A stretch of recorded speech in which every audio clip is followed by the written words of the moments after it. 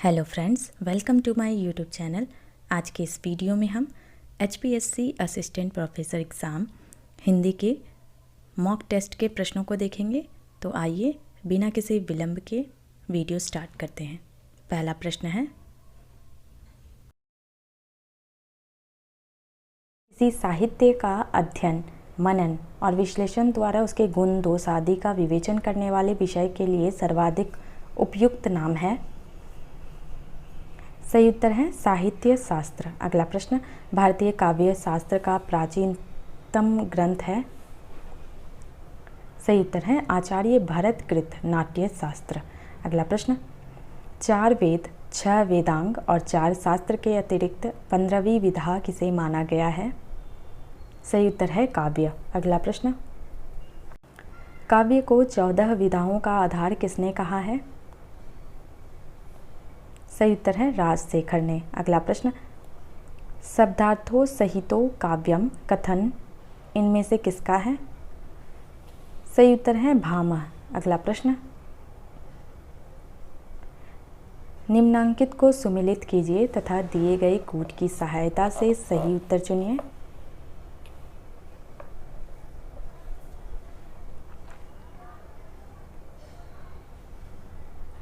सही उत्तर है शब्दार्थो काव्यम रुद्रट का, शब्दार्थ शरीरम तावत् काव्यम आनंदवर्धन का, वाक्यम रसात्मक काव्यम विश्वनाथ द्वारा, रमणीयार्थ प्रतिपादक शब्दम जगन्नाथ द्वारा।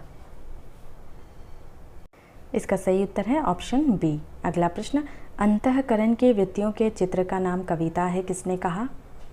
सही उत्तर है महावीर प्रसाद द्विवेदी। अगला प्रश्न, कविता को जीवन और जगत की अभिव्यक्ति किसने कहा। सही उत्तर है रामचंद्र शुक्ल। अगला प्रश्न, कविता द्वारा असंभव को भी संभव किया जा सकता है, किसने कहा। सही उत्तर है महावीर प्रसाद द्विवेदी। अगला प्रश्न, निम्नांकित को सुमेलित कीजिए।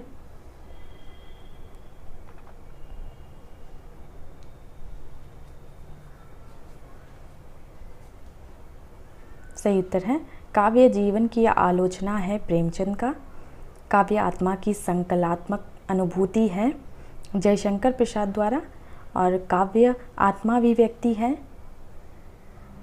डॉक्टर नगेन द्वारा, कविता हमारे परिपूर्ण क्षणों की वाणी है सुमित्रानंदन पंत द्वारा। इसका सही उत्तर है ऑप्शन बी। अगला प्रश्न, इनमें से कौन सा तत्व काव्य के भाव पक्ष का नहीं है। सही उत्तर है शब्द चयन। अगला प्रश्न, इनमें से एक तत्व कविता के कला पक्ष से संबंधित नहीं है।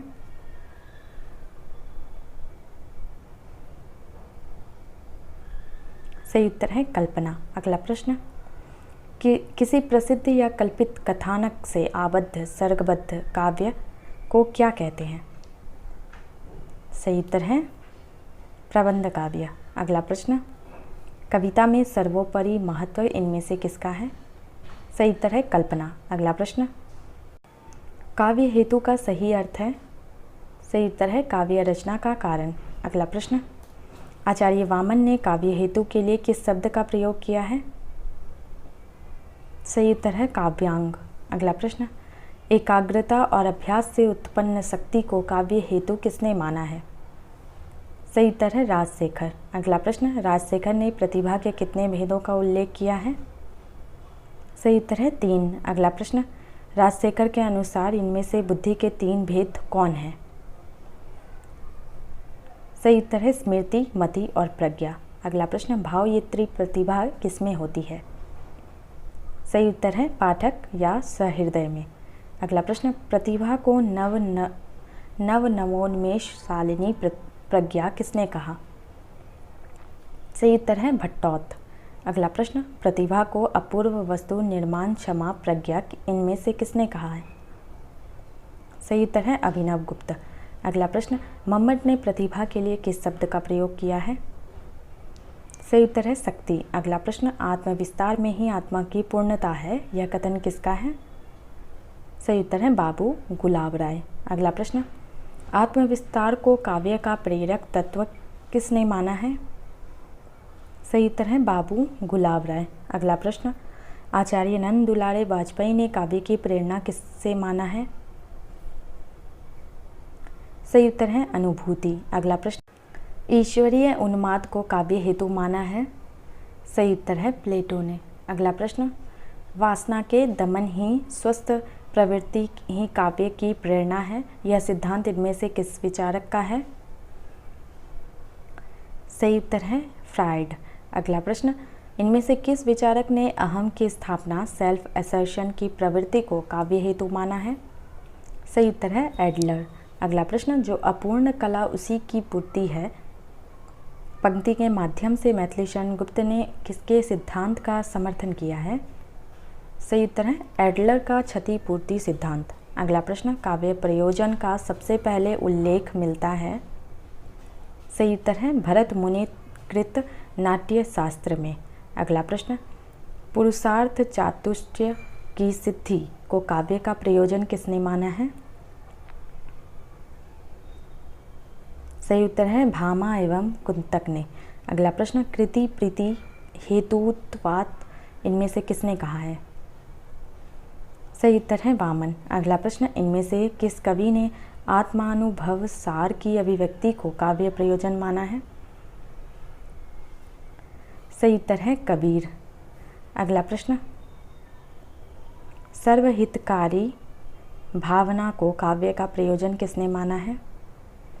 सही उत्तर है तुलसी। अगला प्रश्न, महावीर प्रसाद द्विवेदी ने इनमें से किसे काव्य प्रयोजन माना है? सही उत्तर है ज्ञान का विस्तार और आनंदानुभूति। अगला प्रश्न, मानव हृदय में समाज के प्रति विश्वास उत्पन्न करना ही काव्य प्रयोजन है, यह कथन इनमें से किसका है?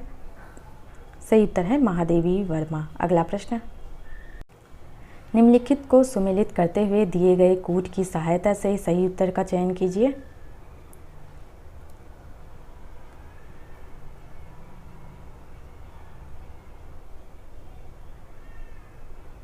सही उत्तर है ऑप्शन बी। अगला प्रश्न, रस सिद्धांत के प्रवर्तक आचार्य हैं? सही उत्तर है भरत मुनि। अगला प्रश्न, रस को काव्य की आत्मा किसने घोषित किया? सही उत्तर है राजशेखर ने।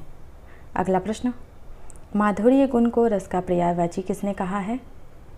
सही उत्तर है दंडी। अगला प्रश्न, रस को अलंकारों की दासता से मुक्त करने वाले आचार्य हैं? सही उत्तर है रुद्रट। अगला प्रश्न, रस ही कविता का सबसे बड़ा गुण है, कथन किसका है? सही उत्तर है महावीर प्रसाद द्विवेदी। अगला प्रश्न, मृत जाति को कवि ही जिलाते रस सुधा के योग से, इस पंक्ति का रचनाकार कौन है? सही उत्तर है मैथिली शरण गुप्त। अगला प्रश्न, शांत और प्रयाण नामक नए रसों का उल्लेख किसने किया? सही उत्तर है रुद्रट। अगला प्रश्न, रुद्रट ने श्रृंगार रस के कितने भेद माना है? सही उत्तर है 4। अगला प्रश्न, रस को काव्य का सकल प्रयोजन मौलिभूतम किसने माना है? सही उत्तर है मम्मट। अगला प्रश्न, भामा ने किस संप्रदाय के प्रवर्तक आचार्य हैं? सही उत्तर है अलंकार। अगला प्रश्न, अलंकार संबंधी प्रथम काव्य शास्त्रीय परिभाषा इनमें से किस आचार्य ने की? सही उत्तर है दंडी। अगला प्रश्न, अलंकारों का सर्वप्रथम वर्गीकरण किसने किया? सही उत्तर है वामन। अगला प्रश्न, अलंकार को वेद का 7वां अंग किसने माना है? सही उत्तर है राजशेखर। अगला प्रश्न, उपमा को संपूर्ण अलंकारों की जननी किसने घोषित किया? सही उत्तर है राजशेखर। अगला प्रश्न, उपमा को अलंकारों का शिरोरत्न किसने माना? सही उत्तर है अप्पई दीक्षित। अगला प्रश्न, काव्य अलंकार सार संग्रह का रचनाकार इनमें से कौन है? सही उत्तर है उद्भट। अगला प्रश्न, सरस्वती कंठाभरण किसकी रचना है? सही उत्तर है आचार्य भोज। अगला प्रश्न, अलंकार सर्वस्व के टीकाकार हैं? सही उत्तर है समुद्रबंध। अगला प्रश्न,